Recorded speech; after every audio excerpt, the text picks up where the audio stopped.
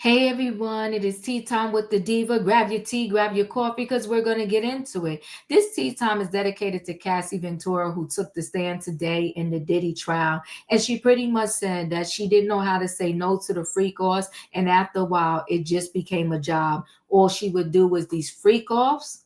And in between, she would recover from the freak offs. She said the longest one lasted 4 days. Whew. Let me go ahead and share screen so we can get more into this story. So, Cassie, I was scared to say no to Diddy over the freak offs. Cassie testified that the freak offs became a job. She told the jury she had no time to do anything else but have a freak off and then try to recover. She testified the longest freak off lasted 4 days. The trial is now taking a break. Cassie is testifying about her history with Diddy. She said he kissed her in the bathroom during her 21st birthday party in 2007 in Las Vegas after she signed with his Bad Boy Records, and then they started seeing each other more and more. Cassie told the jury she would visit Diddy at the Trump Hotel in New York, and she would feel nervous and excited when Diddy would invite her to hotels, thinking they were going to talk about music. Instead, she says he introduced her to oral relations and she didn't understand it. She testified she visited Diddy in Miami, and when asked about what they did together, responded, "We have relations." She also told the jury that Diddy gave her ecstasy on a boat. Cassie testified she thought things with Diddy were monogamous, even though at the time he was publicly linked to Kim Porter. And when asked how Diddy was treating her in the beginning, she said they had fun. Cassie Ventura took the stand and squarely addressed both the beating video and her involvement in freak offs. She said the 2016 beating at the hands of Diddy occurred right on the heels of a freak off. Now remember, Diddy's team was saying that no, that was not the day or the time that any freak off was happening. It was a time of just a couple, just having a bad moment. She has not addressed more about the beating. Rather, she began talking about the freak offs. Cassie said when the subject of a freak off, which she said was the hiring of an escort to have sex with her, came up, she was confused, nervous. I wanted to make him happy. The prosecutor asked if she agreed to a freak off when Diddy first proposed it, and she said she did, but they continued, she testified. Then there were more. It wasn't something I wanted to do, at least not that frequently. So it's kind of a mixed bag here, right? She's saying, listen, I agree, but then after a while, it was like enough. So if you remember Neo, why is his Moneta, his first girlfriend, because they never got married. They had 2 kids together. She did an interview where she said initially when Neo asked her about having a threesome, she was in agreement. She was like, okay.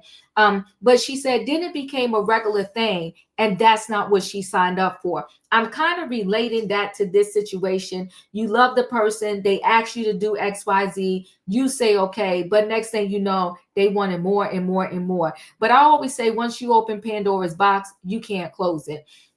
Unless you just decide like you want to leave, like Monietta left Neo eventually because that's not what something she wanted to engage in all the time. She says she fears saying no would have consequences, namely making Diddy angry. She says she was also afraid he would blackmail her. Prosecutors said in their opening statement, Diddy threatened to release the freak off videos if she did not participate. Now, you want to know what's interesting with this?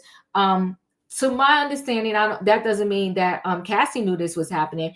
According to 50 Cent, and 50 Cent could be a troll, whatever, he claims that he saw, I think it was pictures and maybe not a video of Cassie in a compromising position. And he claimed Diddy said pictures or videos to him, or, it didn't come directly from Diddy, but it came somehow via Diddy. And he said, that he felt like Diddy was trying to like reel him into said lifestyle by showing him a picture of his girlfriend Cassie in such a compromising position. So I wonder if Cassie knew that even though he made these threats, that pictures were going or videos were going around with her in it, even when they was together. She also set up what appears to be a move by prosecutors to show a video of a freak off to the jury. She was asked what evidence she gave to the government. She replied, laptops, presumably which stored freak-off videos.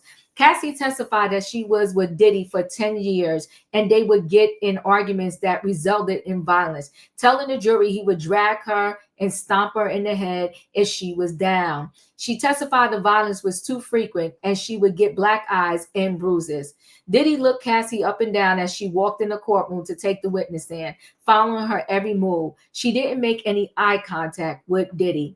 Cassie wearing a brown top with sleeves, and early on in her testimony, she seemed emotional, her voice trembling as she talked about the freak off, and her voice quivering as she talked about loving Diddy. Diddy's family is sitting in the gallery showing no emotion. They didn't even flinch when his late ex Kim Porter was mentioned. They seemed happy during breaks in testimony, laughing and patting each other on the back, almost as if they are at a family function. Cassie got a support group too, including her husband Alex Fine, her attorney Douglas Wigdor, and her brother, all seated in the second row of the gallery. And they said, the story is still developing. As I get more information about what Cassie's testimony, I will definitely, come back to y'all with more information. I'm sure this is hard for Cassie.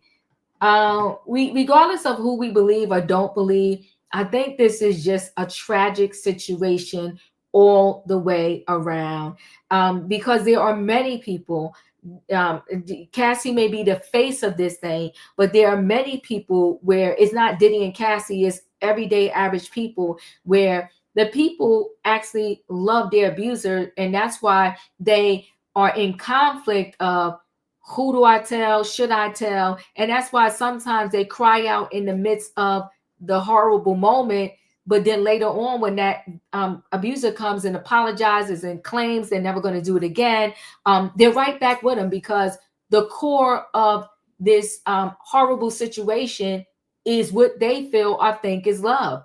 And I think that Cassie truly did at some point. She fell in love with Diddy, but I'm not quite sure Diddy is capable, perhaps, of just loving one person or loving somebody other than himself, right?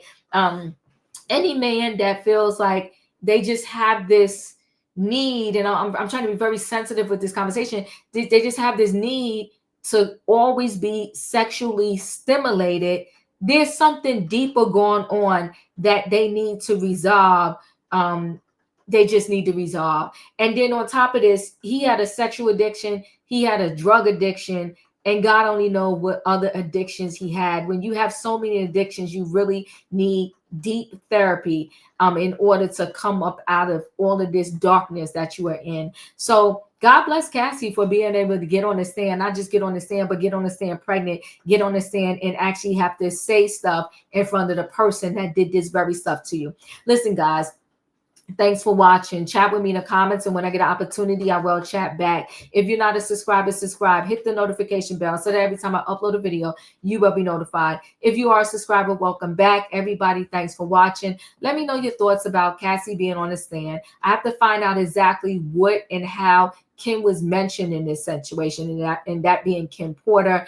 And I do believe that there was a lot of jealousy going on with all the ladies, right? Because anytime you have a man that you are in love with and you find out that they have other people that they're kind of courting or talking to behind your back, it does break your heart in a different type of way, right? Unfortunately for me, listen, I lived a long time. I'm 55. Have I been cheated on? Yeah, probably more times than I ever wanted to be. And it is heart-wrenching and heartbreaking. And it's something for you to get through. But imagine being so deeply in love with somebody. They're your abuser. They're the one that you love. They're the person that you know. I mean, she was with him from such a young age, 21, 10 years she spent with him, a decade.